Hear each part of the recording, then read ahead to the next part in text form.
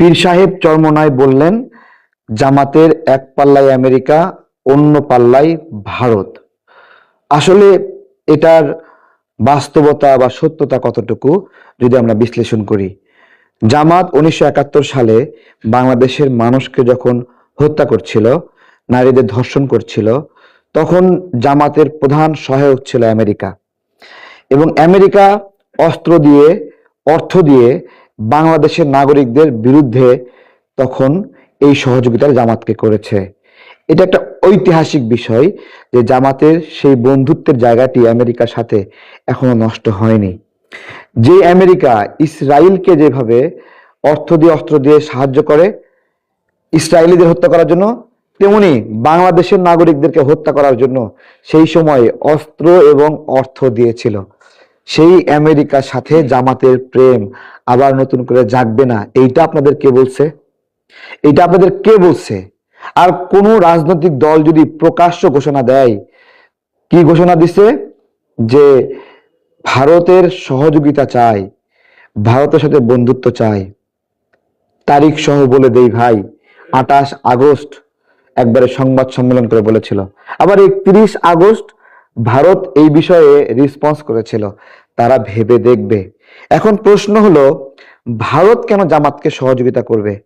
সত্যিকার অর্থে ভারত যদি একটা অস্থিতিশীল বাংলাদেশ চায় এবং আমেরিকাও যদি একটা অস্থিতিশীল বাংলাদেশ চায়, তার জন্য জামাতকে বিজয়ী করা খুবই জরুরি। একটা অস্থিতিশীল বাংলাদেশ হলে ভারত এবং আমেরিকার লাভ কি? লাভ হলো স্বল্প মূল্যে অধিক জিনিস বাংলাদেশ থেকে নিয়ে নেবে, অর্থাৎ চিপ প্রাইস তারা পে করবে, কিন্তু স্বার্থ নিয়ে যাবে অনেক বড়।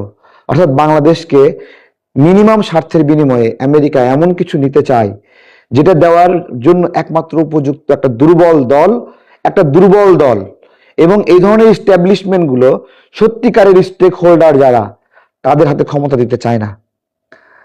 তারা দুর্বল কাউকে দিতে চায় এবং ষড়যন্ত্রটা শক্তিশালীর সাথে হয় না, ষড়যন্ত্রটা হয় দুর্বলের সাথে। এবং কেন দাঁড়িপাল্লার এক পাল্লায় অবশ্যই ভারত আছে, এর অত্যন্ত উজ্জ্বল দৃষ্টান্ত জামাতে ইসলাম হিন্দ নামে একটা সংগঠন আছে।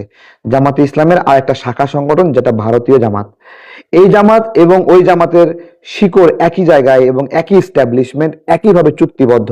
আমাদের নির্বাচন কমিশনের আরপিওতে আছে, কোন সংগঠনের এইরকম শাখা থাকা যাবে না যে ওই শাখার বাংলাদেশ কমিটি, ওই শাখার অন্য একটা দেশের রাজনৈতিক কমিটি, এবং দুইটা ভিন্ন ভিন্ন রাজনৈতিক মানে ইস্টাবলিশমেন্টে একই এজেন্ডা নিয়ে কাজ করে।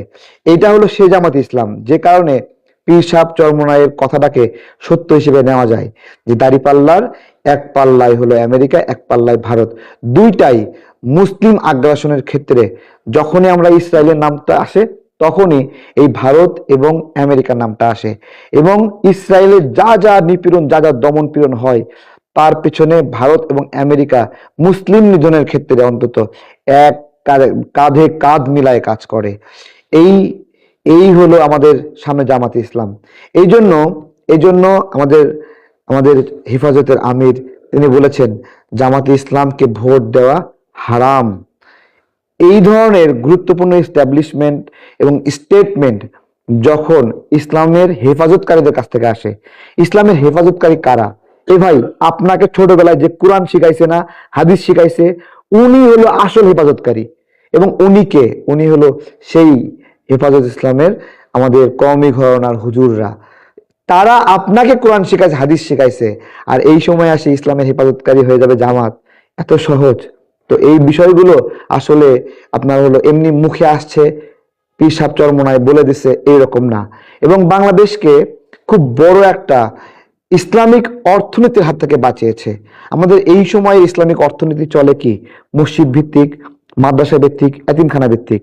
আপনারা এই জায়গায় আপনাদের জাকাত, সদকা টাকাগুলো দান করে আত্মতৃপ্তি বোধ করেন, কিন্তু জামাতি ওরা এমন ভাবে ব্রেন ওয়াশ করে যে না, আপনি জাকাতের অর্থটা ওদের রাজনৈতিক কাজে দিলে সেটা সবচেয়ে সওয়াবের কাজ হবে, যেটা মোটেও জাকাত আদায়ের জায়গা নয়। এবং আপনি আপনার আপনার বেতনের এক অংশ দিয়ে দিচ্ছেন, যেটাকে আপনি সওয়াব মনে করতেছেন, যেটা আসলে সওয়াব হওয়ার কথা না। আপনার প্রকৃত সওয়াব নিহিত। মানুষ দেখেন বিপদে পড়লে বলে যে মানত করে যে আমি একটা খাসি কোরবানি দেবো, এটা কই গিয়ে দেয়? এটা এতিমখানায়, কিন্তু জামাতিরা আপনাকে এমন ভাবে শেখাবে না, জামাতের কর্মীদের খাওয়ালে আসল সওয়াব হবে। এবং এবং এরা পুরো সমাজের একটা অসামাজিক জীব।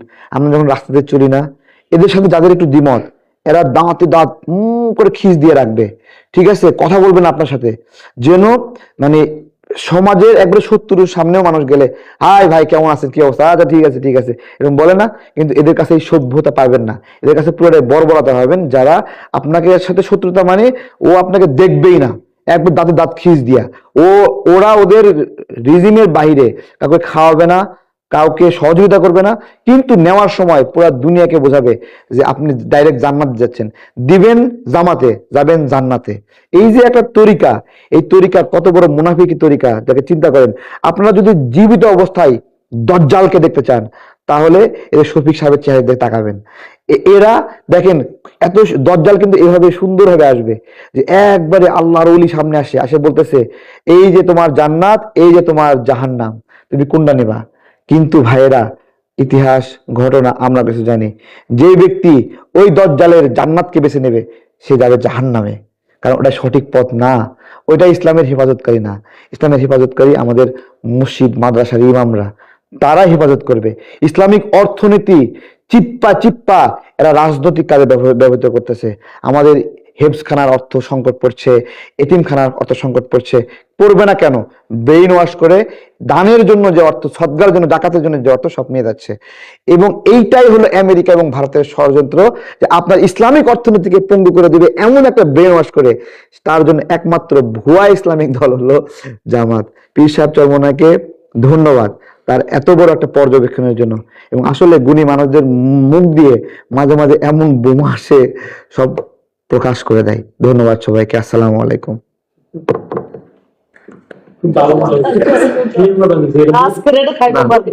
কথা বলেন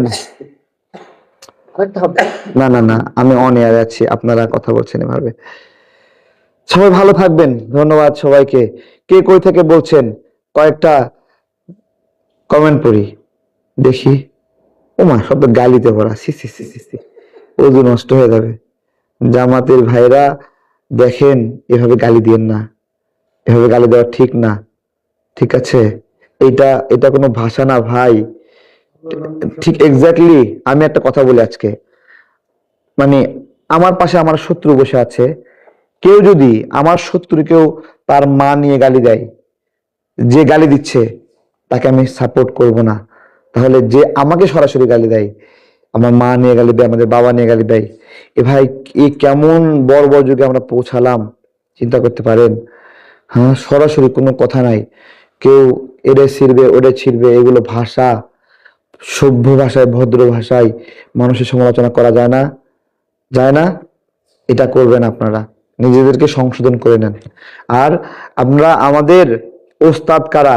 আমাদের ওস্তাদ আলেমরা, আলেমরা, ঠিক আছে? যারা আপনার হলো অন্তত ইসলামিক চিন্তার জন্য, কোনো বাম সংগঠনের নেতা আমাদের ইসলামিক ওস্তাদ না। তারা পণ্ডিত হতে পারে, মায়া দিয়ে কথা বলতে পারে, কিন্তু এগুলো ওই যে আমেরিকা থেকে প্রশিক্ষণ পাওয়া, ইন্ডিয়া থেকে প্রশিক্ষণ পাওয়া, এগুলো বুঝতে হবে আপনাদের। ভালো থাকবেন, আসসালামু আলাইকুম।